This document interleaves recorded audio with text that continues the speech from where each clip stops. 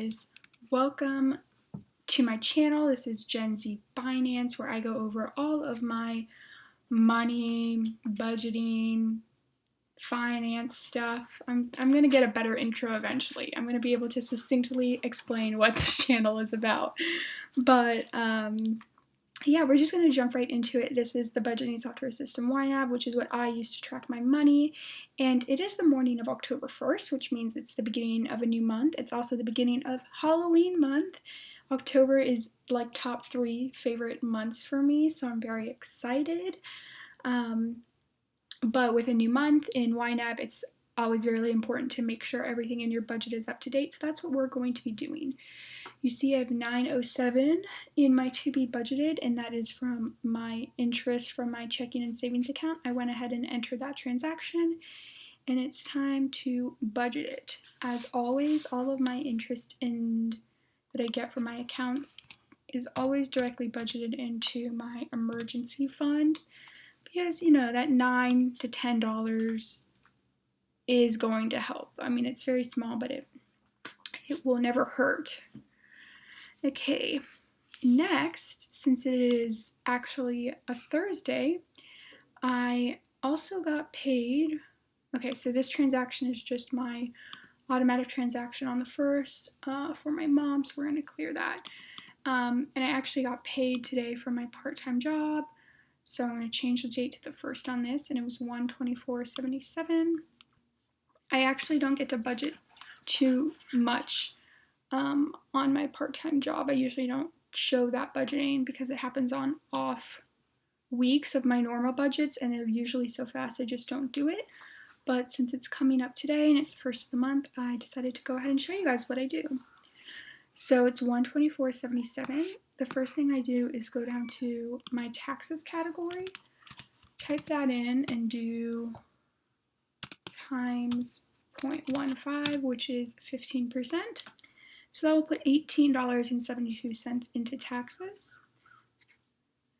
And I just do that because I want to make sure I have enough saved up for federal taxes. I'm assuming I'm going to need about $300, although now that this is October and we're already at $265, I'll probably need more, which is fine because whenever I get paid for my part-time job, as long as I put 15% in every single time, it will cover whatever my tax liability is with these. Okay, so electronics is a category that I have, and I'm going to begin to contribute $15 a month towards that. Now that I have fully funded my wish farm item of getting a new computer, I just want to start saving a little bit every month for when I eventually need to replace my new phone, and when I get a new computer, I'm going to need to replace that. It won't happen for many years, hopefully, knock on wood, but I just want to have a little bit of a sinking fund saved up, and it will also help for like little things like when I need new earbuds, or maybe I need to get a new charger for my phone or whatnot. So that's done. Next, I'm going to flip forward into November. I have this HBO Max category, and it actually costs $13.68. And I've been going in half-seas with my mom, where I would pay $7.68 and she would like send me $6 to cover the rest. But I honestly kind of feel ridiculous for doing this, and she's already paid for October. So I've decided I'm just going to cover the next 2 months. I'm going to cover November and December myself. So I'm going to add $6 to the HBO Max category. And then at the end of 2020, we will reevaluate how I'm liking HBO Max. I kind of want to keep HBO Max because I think like sometimes they do have really good new movies that come to them, or they also have Game of Thrones and all of the HBO content, and sometimes I like want to watch that, but I also like don't watch it enough to justify paying $13.68 every single month. So I don't know, I'm kind of stuck. I'm kind of just paying it so that I don't have to like cancel and then 2 weeks from now decide, oh, I want to rewatch Game of Thrones, and then like go back to paying for it, which is not a good reason to keep a subscription around. So I'm just going to cover it for the rest of the year and then reevaluate later. Okay, going back to October, I am now going to put $25 into my travel fund. And this is just because, like I mentioned last video, I am expecting to visit some friends in November. A friend, I think there's a friend or two. I think there's going to be 3 of us. And I'm just going to put an extra $25 in on top of the normal $150 that I put in every month. So I'll still put in my normal $75 when I get paid for my full-time job next week, and then the other $75 when I get paid again. Alright, and so the rest of this $60.05, is going to be the first thing to be budgeted into my holding category this month, and I will figure out what to do with her later on. The reason I'm putting it into holding and not something like my M1 Finance, which I've been kind of doing about $100 a month into that, is I've decided I think I'm just going to prioritize cash right now for the rest of the year. For a couple reasons. I'm so close to the end of the year, and I mean, obviously there's never a bad time to invest, but I feel pretty comfortable with what I'm investing into my tax advantage accounts, like my 401k, HSA, and Roth IRA, that I don't want to put too much into my brokerage right now. And, you know, with the election, the 2020 presidential election coming up next month, I just would rather have a little bit more cash on hand. So I was thinking about putting that $60 into my brokerage account, but I've just decided not to. Okay, so now that we budgeted that out, next thing we're going to do is sweep over any unneeded money. So longtime viewers will know I only ever want to keep $120 in my gas category. It's currently at $200, and that is because I did not use any gas money last month in November, but I still budgeted an extra $80 into October. So I'm going to unbudget this $80, which will bring my available rate to $120, and then move this to holding. So we now already have $140 budgeted for holding this month.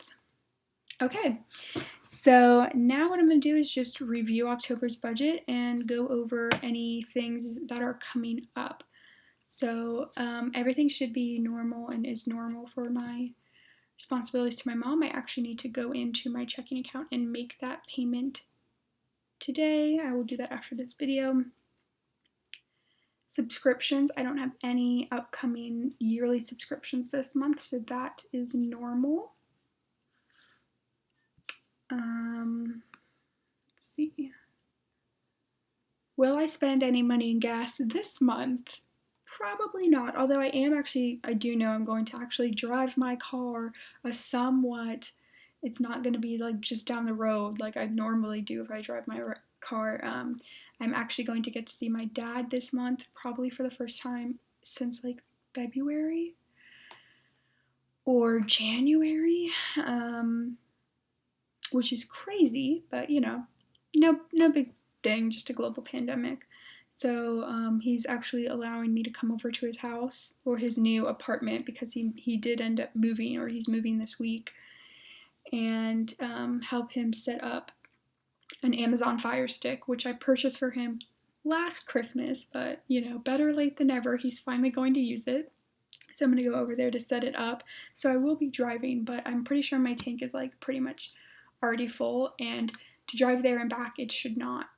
I mean, it will take up a little gas, but it should not take up the full tank. So I probably won't be spending money on gas this month, but I will be driving. So another thing to keep in mind, if you don't know, I have this little fun category, and I already know that I'm going to spend this $20. this month because YNAB is having a swag sale, I think like October 12th or 13th through like the 15th, something like that. And YNAB does not have swag for sale. It is like so annoying because all I want to do is plaster myself with YNAB on my body. And they're like, no, but they're finally doing it. I already have 2 YNAB shirts because they've sent them to me because like I've answered surveys or whatever, and that's usually how like they think they're people. But I want to get some stickers. I want to, hopefully they have some type of like coffee mug or like water holder tumbler thing, because that's kind of what I want. So if you guys are obsessed with YNAB, check it out. Make sure you've got some money budgeted for that. Next for gifts, so my nephew's birthday is actually this month, so I will be doing a little bit of money for that. I don't know if we're gonna get to see him or how that's gonna work, but talk to my sister about that. And then when I'm seeing my dad, I am going to finally like give him the money that I've been setting aside for him for Father's Day and his birthday. So that those both happened earlier this month. And so those two will be $150. So I will be finally spending some money for my gifts category this month.